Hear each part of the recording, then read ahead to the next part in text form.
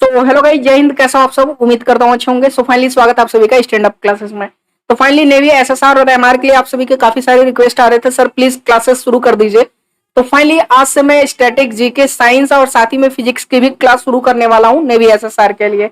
तो आज से जितनी भी आपकी क्लासेस आने वाली है नेवी, एसएसआर, एमआर के लिए, एक भी क्लास आपकी छूटनी नहीं चाहिए अगर आपको सिलेक्शन लेना है नेवी के अंदर। क्योंकि देखो एग्जाम पैटर्न बिल्कुल चेंज हो चुका है, क्वेश्चंस बिल्कुल अलग आ रहे हैं अब जो कंप्यूटर बेस्ड एग्जामिनेशन हो रहा है उसमें। ठीक है, जिसका कारण आपने पिछला कट ऑफ देख लिया होगा कि कट ऑफ किस तरह का गया था। तो अगर आपको सिलेक्शन लेना है तो 1 महीने का आपके पास समय है। 1 महीने हमारे साथ में रह करके अच्छा प्रैक्टिस कर लीजिए अपने एग्जाम के लिए। ठीक है, तो चलिए फटाफट देर ना करते हुए हम लोग शुरू करते हैं हमारे आज के इस स्टैटिक जीके मॉक टेस्ट को।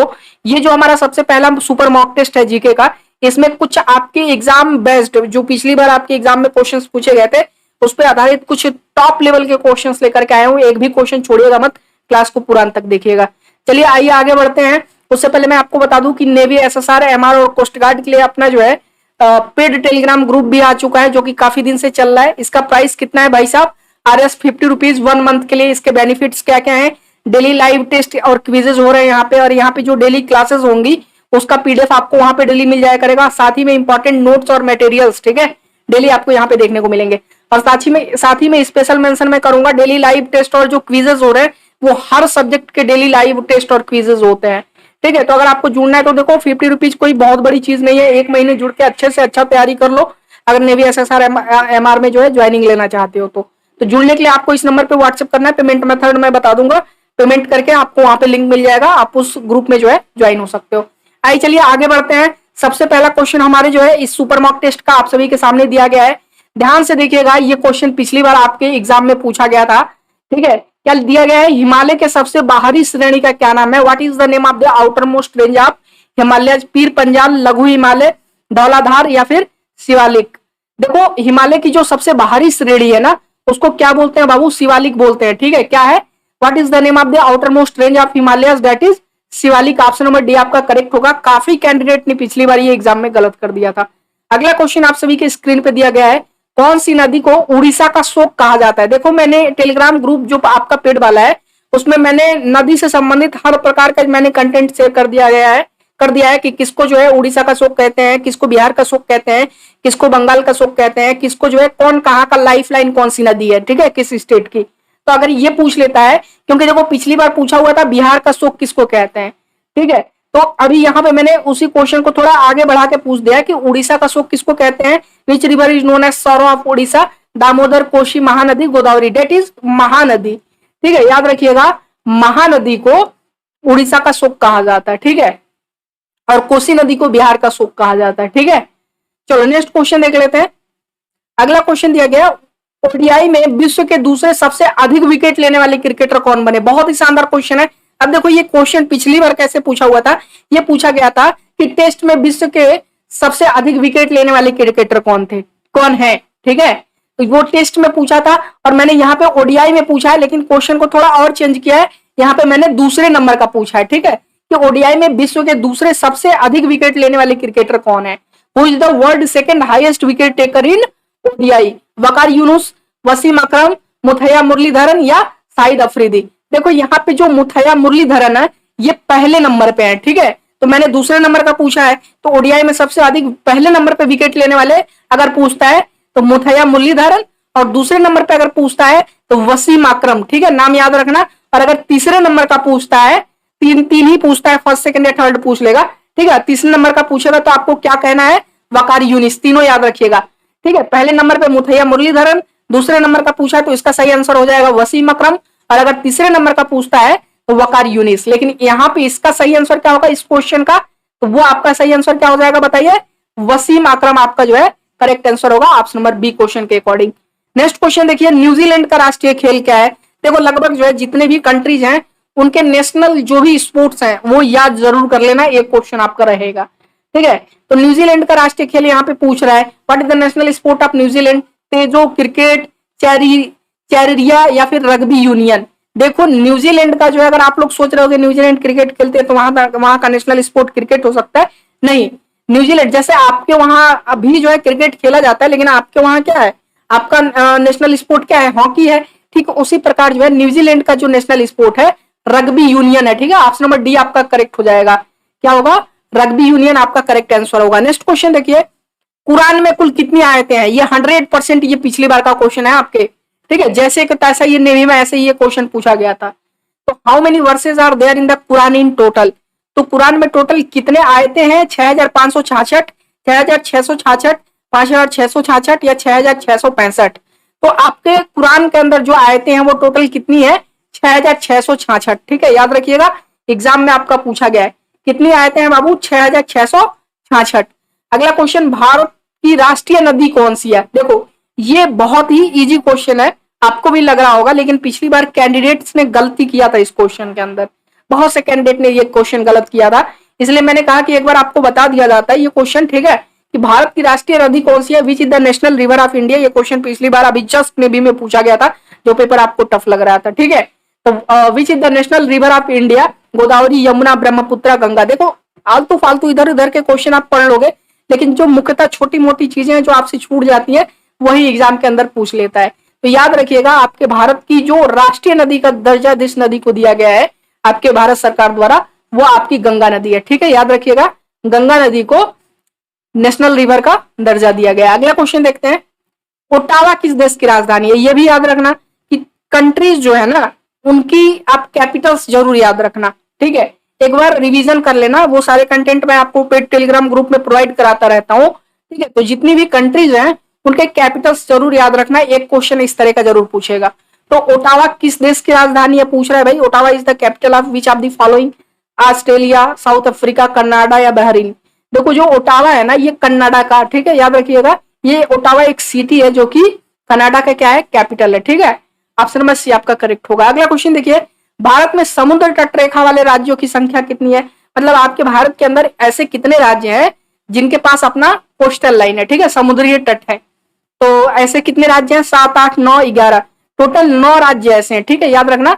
टोटल 9 राज्य ऐसे हैं, ठीक है, जो क्या है? कोस्टल लाइन से लगते हैं, ठीक है, याद रखिएगा। समुद्र तट रेखा वाले राज्य हैं आपके, टोटल 9 राज्य, ठीक है। अगला क्वेश्चन देखिए, डुडुमा जलप्रपात निम्न में से किस नदी पे स्थित है? ये भी शानदार क्वेश्चन है भाई साहब। Duduma falls are situated on which of the following river? Machkund river, Narmada river, Godavari river या कालाहांडी रिवर? ठीक है, किस नदी पे है भाई? मचकुंड नदी, नर्मदा नदी, गोदावरी नदी या कालाहांडी नदी? डुडुमा फॉल्स कहाँ पे है ये?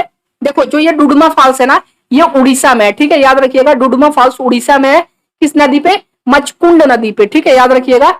मचकुंड नदी पे ये डुडुमा जलप्रपात है, ठीक है, याद रखिएगा। नेक्स्ट क्वेश्चन देखते हैं, अगला शानदार क्वेश्चन है, कह रहा कि गोची फेस्टिवल, गोची त्योहार प्रमुख रूप से डैश में मनाया जाने वाला एक भारतीय त्योहार है। तो कौन से राज्य में मनाया जाने वाला ये त्योहार है बाबू? हरियाणा, हिमाचल प्रदेश, आंध्र प्रदेश या मणिपुर? बहुत ही शानदार क्वेश्चन है। कहां पे मनाया जाता है ये गोची फेस्टिवल? किस राज्य का ये प्रमुख त्योहार है? दैट इज हिमाचल प्रदेश, ठीक है, याद रखिएगा। ऑप्शन नंबर बी आपका करेक्ट होगा। सही आंसर क्या होगा? हिमाचल प्रदेश आपका करेक्ट आंसर होगा। अगला क्वेश्चन देखिए, ईरानी ट्रॉफी एग्जाम में हमेशा पूछता है, Irani trophy is related to which sport? शानदार क्वेश्चन है। हॉकी, संतूर, फुटबॉल या cricket? So finally Irani trophy is related to which game? That is cricket, ठीक है, आपके क्रिकेट से संबंधित है। अगला क्वेश्चन देखिए, यह भी शानदार क्वेश्चन है, शिव कुमार शर्मा किस वाद्य यंत्र से संबंधित है? Shiv Kumar Sharma is related to which musical instrument? Sitar, santoor, tabla या दी क्लारिनेट? क्लारिनेट को बोलते हैं, शहनाई को बोलते हैं, ठीक है, याद रखना। तो फाइनली जो है जो शिव कुमार शर्मा है ये संतूर वादक हैं, ठीक है, याद रखिएगा। क्या बजाते हैं ये? संतूर वादक है शिव कुमार शर्मा। ये किस वाद्य यंत्र से संबंधित है? संतूर से। अगला क्वेश्चन देखिए, Krishna river flows through सर्वल states, mark the wrong one. मतलब कि जो कृष्णा नदी है वो कई राज्यों से होकर के बहती है, लेकिन यहाँ पे आपको गलत वाला चिन्हित करना है, मतलब किस राज्य से होकर के नहीं बहती है। इनमें से महाराष्ट्र, कर्नाटक, तमिलनाडु, आंध्र प्रदेश। देखो जो ये आपकी कृष्णा नदी है ना ये महाराष्ट्र में भी फ्लो करती है, ठीक है, कर्नाटक में भी है, आंध्र प्रदेश में भी फ्लो करती है, लेकिन कहां पे फ्लो नहीं करती है अगर मैं पूछ लूं? दैट इज इन तमिलनाडु में कृष्णा नदी फ्लो नहीं करती है, ठीक है, याद रखना। ऑप्शन नंबर सी आपका करेक्ट हो जाएगा। अगला क्वेश्चन देखिए, सारे के सारे क्वेश्चन टॉप मोस्ट क्वेश्चन है। कह रहे who blamed the politics of persuasion, coaxing and protest against the Indian National Congress? कह रहे किसने भारतीय राष्ट्रीय कांग्रेस के विरुद्ध अनुनय, विनय और विरोध की राजनीति का दोष लगाया था? बहुत ही शानदार क्वेश्चन है। बाल गंगाधर तिलक, ठीक है, जिन्ना या सुभाष चंद्र बोस या एनी बेसेंट।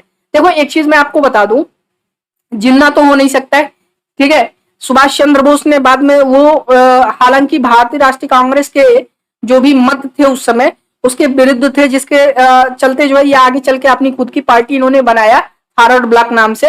एनी बेसेंट खुद जो है भारतीय राष्ट्रीय कांग्रेस की अध्यक्ष रह चुकी थी, तो इनका जो है उसके विरुद्ध होना तो कोई वो नहीं है कि वो उसके विरुद्ध होंगी। कौन थी वो? बाल गंगाधर तिलक। अब देखो बाल गंगाधर तिलक शुरू से ही जो है भारतीय राष्ट्रीय कांग्रेस के विरुद्ध रहे हैं, ठीक है। तो उन्होंने क्या दोष लगाया था? अन्य विनय और विरोध की राजनीति करती है। उन्होंने ऐसा कहा था कि भारतीय राष्ट्रीय कांग्रेस अन्य विनय और विरोध की राजनीति करती है, ठीक है। ऑप्शन नंबर ए आपका करेक्ट हो जाएगा, ठीक है। नेक्स्ट क्वेश्चन करते हैं। तो सही आंसर क्या होगा? ध्यान से देख लीजिएगा, ऑप्शन नंबर ए आपका करेक्ट हो जाएगा। अगला क्वेश्चन देखिए, what helps to reduce the transpiration in Mediterranean trees. अब देखो जो भूमध्य सागरी जो वृक्ष होते हैं, पेड़ होते हैं, उसमें वाष्प उत्सर्जन कम करने में क्या मदद करता है? थिक बार्क हो गया, वैक्स कोटेड लिप्स हो गए, इनमें से कोई नहीं या ये दोनों। देखो जो ये भूमध्य सागरीय वृक्ष है ना बाबू, इनकी पहली बात तो इनकी जो छाल होती है वो क्या है? मोटी होती है। साथ ही में इनके जो लिप्स होते हैं, इनकी पत्तियां जो होती हैं वो वैक्स कोटेड होती हैं। और ये दोनों किसमें किस चीज में मदद करती हैं? ट्रांसपिरेशन को रिड्यूस करने को, कम करने में, ठीक है। वाष्प उत्सर्जन को कम करने में ये दोनों की दोनों जो है मदद करती हैं। तो क्या हो जाएगा? बोथ ऑफ दिस, ठीक है। ये दोनों की दोनों जो है मदद करती हैं। तो इसकी जो है मोटी जो छाल होती है बार्क और वैक्स कोटेड लिप्स, ये दोनों मदद करती है, ठीक है। नेक्स्ट क्वेश्चन देखिए, which one of the following article of constitution of India deals with uniform civil code. शानदार क्वेश्चन है। देखो अभी यूनिफॉर्म सिविल कोड से संबंधित बहस चल रही है, ये क्वेश्चन आने के पूरे पूरे चांसेस हैं आपके एग्जाम में, ठीक है। तो भारत के संविधान के निम्नलिखित में से कौन सा अनुच्छेद यूनिफॉर्म सिविल कोड से संबंधित है? आर्टिकल 46, आर्टिकल 45, आर्टिकल 49 या आर्टिकल 44? अनुच्छेद 46, अनुच्छेद 45, अनुच्छेद 49 या अनुच्छेद 44? तो कौन सा है भाई जो यूनिफॉर्म सिविल कोड से जो है डील करता है? आपका कौन सा आर्टिकल है कॉन्स्टिट्यूशन का? अब यूनिफॉर्म सिविल कोड क्या है ये बताने के वो आपको जरूरत नहीं है, क्योंकि ये यूनिफॉर्म सिविल कोड एक ऐसा लॉ है, जब किसी देश के अंदर इसको लागू किया जाता है तो वहां पे किसी जात धर्म या समुदाय विशेष के लोग रहते हो, सबके लिए एक समान कानून बनाया जाता है, ठीक है। वही ये इसका काम होता है यूनिफॉर्म सिविल कोड का, ठीक है। तो ये जो आपका यूनिफॉर्म सिविल कोड है ये कॉन्स्टिट्यूशन आर्टिकल जो है 44 में मेंशन है, ठीक है। याद रखिएगा, याद रहेगा। ऑप्शन नंबर डी आपका करेक्ट हो जाएगा। नेक्स्ट क्वेश्चन देखते हैं। हाल ही में खबरों में रही पीएम स्वनिधि योजना का सही फुल फॉर्म क्या है? What is the correct full form of PM Svanidhi Yojana which was in news recently? ठीक है, स्वनिधि योजना जो आपकी है, एक पीएम स्वनिधि योजना के नाम से अभी बहुत ही ये चर्चा में रही थी, ठीक है। तो इसका फुल फॉर्म आपसे पूछ रहा है, तो क्या होगा? स्ट्रीट वेंडर्स आत्मनिर्भर निधि या सिंगल फार्मर आत्मनिर्भर निधि या स्ट्रीट वेंडर अटल निधि या सिंपल वेंडर्स आत्मनिर्भर निधि? इसका जो करेक्ट फुल फॉर्म होगा, ठीक है, स्वनिधि योजना जो आपकी ये पीएम की स्वनिधि योजना जो अभी हाल ही में बहुत ही चर्चा में रही है, ये इसका फुल फॉर्म क्या होगा? स्ट्रीट वेंडर्स आत्मनिर्भर निधि, ठीक है। ऑप्शन नंबर ए आपका करेक्ट हो जाएगा, याद रखिएगा। अगला क्वेश्चन कह रहा है ब्लैक हिल, ग्रीन हिल तथा ब्लू हिल पहाड़ियां किस देश में स्थित हैं? In which country are the, ये एग्जाम में पूछा जा चुका है, ठीक है। In which country are the black hill, green hill and blue hill located? India, New Zealand, United State of America या चाइना? ये आपके अमेरिका में, यूनाइटेड यूएसए में, ठीक है, यूनाइटेड स्टेट ऑफ अमेरिका में, ठीक है। याद रखिएगा, ये ब्लैक हिल, ग्रीन हिल और ब्लू हिल पहाड़ियां पाई जाती हैं। नेक्स्ट क्वेश्चन आ जाइए, सार्क के सदस्य राष्ट्रों की संख्या कितनी है? बहुत ही शानदार क्वेश्चन है, ये एग्जाम में आ सकता है। What is the number of members countries of SAARC? अब सार्क का फुल फॉर्म अगर आपसे पूछ लेता है, क्या बताओगे? South Asian Association for Regional Corporation, ठीक है। पहला तो सार्क का फुल फॉर्म याद रखो, ठीक है, south Asian Association for Regional corporation. और अगर ये पूछता है कि सार्क के सदस्यों की संख्या कितनी है, 5, 6, 7, 8 कितनी है बाबू? टोटल नंबर ऑफ इसमें जो कंट्रीज है सार्क के अंदर, वो 8 कंट्रीज हैं, ठीक है। 8 कंट्रीज मेंबर है।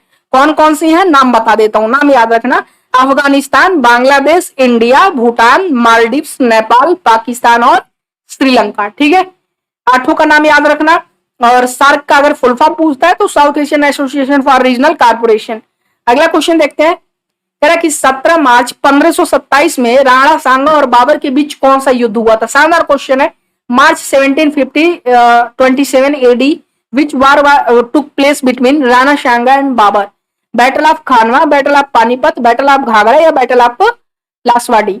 कौन सा हुआ था भाई? देखो बैटल ऑफ खानवा, खानवा का युद्ध जो है राणा सांगा और बाबर के बीच 17 मार्च 1527 में शुरू हुआ था। ठीक है, याद रखिएगा बैटल ऑफ खानवा, याद रहेगा। नेक्स्ट क्वेश्चन करते हैं कि अजमेर का संबंध किस सूफी संत से, एक मिनट यहाँ पे थोड़ा सा देख लेना, यहाँ पे किस लगा लेना। ठीक है, अजमेर का संबंध किस सूफी संत से है? Ajmer is associated with which Sufi saint? अब देखो जो मुस्लिम लोग हैं, ठीक है, मुस्लिम धर्म के जो लोग हैं, आपने देखा होगा ज्यादातर लोग जो है वो अजमेर शरीफ जाते हैं चादर वगैरह चढ़ाने वहां पे।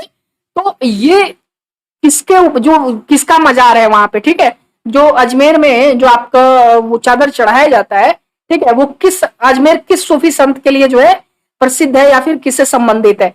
ख्वाजा निजामुद्दीन औलिया, ख्वाजा मोइनुद्दीन चिश्ती। ये एग्जाम में आ चुका है, गलत नहीं होना चाहिए। ठीक है, याद रखिएगा, ये क्वेश्चन एग्जाम में पूछा जा चुका है। ख्वाजा निजामुद्दीन औलिया, ख्वाजा मोइनुद्दीन चिश्ती, बाबा फरीद या फिर बंदनवाज गिसु दराज? सही आंसर क्या होगा इसका? एग्जाम में पूछा गया, गलत नहीं होना चाहिए, पूछा जा सकता है। ठीक है, पूछा भी गया है और पूछा भी जा सकता है, 100% ये क्वेश्चन इंपॉर्टेंट है। तो याद रखना अजमेर किस सूफी संत से संबंधित है? ख्वाजा मोइनुद्दीन चिश्ती। ठीक है, एग्जाम में आ चुका है ये चीज। अगला क्वेश्चन देखिए, हड़प्पा नगर वर्ष 1920-21। ठीक है, सबसे पहले तो आपको ये पता होना चाहिए कि हड़प्पा नगर का जो है खोज किसने किया था। ठीक है, तो 1920-21 में हड़प्पा नगर की खोज की गई। तो पूछा यह जा रहा है कि आसपास के जो है किस नदी के तट पे खुदाई के दौरान ये हड़प्पा नगर पाया गया था? किस नदी पे जो है खुदाई के दौरान पाए गए थे ये? The Harappan civilisation was found during the excavations on the banks of which river around the year 1920 and 21? कौन सी नदी के पे ये, कौन सी नदी के जो है किनारे खुदाई पे ये पाया गया था भाई? किस नदी के तट पे? झेलम, ब्यास, चेनाब या रवि? कौन सी नदी थी? रावी नदी थी। ठीक है, याद रखना, ऑप्शन नंबर डी आपका करेक्ट हो जाएगा। किस नदी के तट पे ये खुदाई पे ये हड़प्पा नगर की प्राप्त वो खोज हुई थी? रावी नदी। ठीक है, अगला क्वेश्चन देखिए, बहुत ही शानदार क्वेश्चन अगला, निम्नलिखित में से किस वेद में रोगों का उपचार दिया गया? अब देखो मैंने वेद से संबंधित क्वेश्चन क्यों दिया? क्योंकि हर बार वेद से संबंधित एक क्वेश्चन आ रहा है। ठीक है, तो वेद से संबंधित जितने भी क्वेश्चन मैं करा सकता हूं उतना मैं आपको करा दूंगा। यहां से एक दो क्वेश्चन आपके एग्जाम में जरूर आ जाएगा। ठीक है, कह रहा कि पिछली बार पूछा हुआ था कि किस वेद में संगीत का वर्णन है। ठीक है, और इस बार जो ये क्वेश्चन मैंने थोड़ा बदल के आपको दिया है कि निम्नलिखित में से किस वेद में रोगों का उपचार दिया गया? In which of the following Veda treatment of diseases is given? Yajurveda, Rigveda, Samaveda या अथर्ववेद? किसमें दिया गया? अथर्ववेद में। ठीक है, याद रखिएगा, अथर्ववेद में रोगों का उपचार दिया गया। नेक्स्ट क्वेश्चन देखिए, श्वेतांबर शब्द किससे संबंधित है? शानदार क्वेश्चन है, पूछ सकता है एग्जाम में। कह रहे word Shvetambar is associated with Sikh dharma, Jain धर्म, बुद्धिज्म या ज्यूज? तो जो ये श्वेतांबर शब्द है ना, ये जैन धर्म से संबंधित है। किस धर्म से संबंधित है? जैन धर्म से। अब देखो ये श्वेतांबर है क्या? दरअसल में जैन धर्म के अंदर दो समुदाय होते थे। ठीक है, कौन कौन से समुदाय बाबू? एक आपके श्वेतांबर और एक आपके दिगंबर। अब जो ये दिगंबर वाले थे ना, इनके जो सेंट थे, जो साधु थे, साधु संत जो लोग थे, ठीक है, जैन धर्म के, जो दिगंबर परंपरा आपके जो संप्रदाय वाले जो लोग थे, वो नग्न रहते थे। ठीक है, वस्त्रहीन रहते थे, मतलब कपड़ा उपड़ा नहीं पहनते थे। वैसे ही जो है ध्यान वगैरह बिना कपड़े का ही जो है ध्यान लगाते थे। और जो आपके श्वेतांबर जो से समुदाय से संबंधित जो साधु संत थे, ये लोग सफेद वस्त्र धारण करते थे। ठीक है, सफेद वस्त्र, जो भी साधु संत थे जो है जैन धर्म के श्वेतांबर आपके जो है समुदाय के, ये लोग जो है क्या करते थे? सफेद, देखो श्वेत, श्वेत शब्द से ये बना है आपका श्वेतांबर। ठीक है, तो ये श्वेत जो है वस्त्र धारण करते थे। और दूसरा समुदाय अगर पूछता है दिगंबर, तो वो भी याद रखना, श्वेतांबर और दिगंबर। ठीक है, तो ये जैन धर्म से संबंधित शब्द है। नेक्स्ट क्वेश्चन देखो, मेगास्थनीज भारत आने वाली शुरुआती खोजकर्ताओं में से एक था, उनका संबंध किस देश से था? अब देखो क्वेश्चन ऐसा नहीं है कि कुछ आउट ऑफ सिलेबस पूछ लेगा, क्वेश्चन आपका सिलेबस से ही पूछेगा, लेकिन जैसे मैंने यहाँ पे घुमा के क्वेश्चन पूछा है ना, वैसे ही घुमा के पूछेगा। जैसे देखो मैं सीधा सीधा पूछ सकता था कि बताइए मेगास्थनीज ने कौन सी पुस्तक, कौन सी प्रसिद्ध पुस्तक लिखी थी, तो आप कह सकते थे सर इंडिका लिखी थी।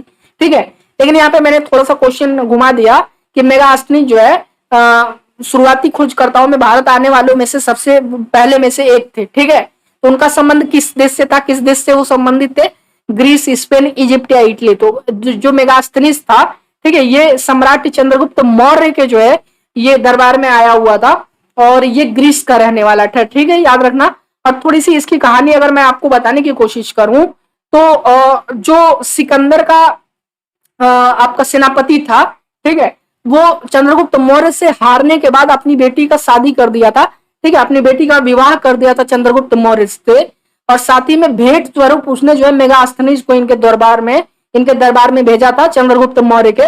और बाद में चल के मेगास्थनीज ने चंद्रगुप्त मतलब मौर्य साम्राज्य के, उस समय के मौर्य साम्राज्य की जो है जो भी कुछ घटनाएं थी, किस तरह से कार्यकाल रहा उनका, उसके बारे में उसने एक पुस्तक लिखी इंडिका, जो कि बेहद प्रसिद्ध है और एग्जाम में हमेशा पूछता है, ठीक है, सारी चीजें याद रखना। अगला क्वेश्चन देखो, जो कि हमारा ये लास्ट क्वेश्चन है, अंतिम क्वेश्चन है, और ये मैं आपको दे रहा हूँ क्वेश्चन फॉर यू है, ये होमवर्क के तौर पे मैं आपको दे रहा हूँ, सबको कमेंट बॉक्स में कमेंट करके बताना है, हर एक कैंडिडेट को। क्वेश्चन कह रहा है हम्पी, ठीक है, याद रखना। चलो, क्वेश्चन कह रहा है हम्पी, जो कि कर्नाटका में एक विरूपाक्षा मंदिर है, ये किस देवता को समर्पित है? शानदार क्वेश्चन है। The Virupaksha temple at Hampi Karnataka is dedicated to which god? ठीक है, lord Shiva, lord Ganesh, lord Vishnu, lord Brahma. गलत मत करेगा, बहुत ही शानदार क्वेश्चन है। जो सही आंसर होगा सभी लोग कमेंट करके जरूर बताएगा। हम्पी कर्नाटका में विरूपाक्ष मंदिर जो है ये किस देवता को समर्पित है? ठीक है, जो भी करेक्ट आंसर होगा सभी लोग कमेंट करके बताएगा। और फाइनली कैसा लगा ये क्लास, ये भी कमेंट करके बताइएगा। और एक रिक्वेस्ट है, इस क्लास को जितना लाइक एंड शेयर कर सकते हैं प्लीज लाइक एंड शेयर जरूर करिएगा, ताकि आपके जैसे जितने भी जरूरतमंद कैंडिडेट हैं, ठीक है, जो कोई बैच वगैरह लेकर के अपनी तैयारी नहीं कर सकते हैं, तो उनको अपने एग्जाम में हेल्प मिल जाएगी इन क्वेश्चंस को कर करके। तो प्लीज शेयर जरूर करेगा, और चैनल पर है तो चैनल को सब्सक्राइब कर लीजिएगा, क्योंकि ऐसे ही डेली क्लासेस आने वाली हैं। ठीक है, शाम तक मैं आपको फिजिक्स नेवी एसएसआर के जो है फिजिक्स की मॉक टेस्ट क्लास दे दूंगा, आप लोग कर लेना। चलो फिर मिलते हैं एक नई क्लास में, तब तक के लिए आप सभी को बहुत सारा प्यार, बाय।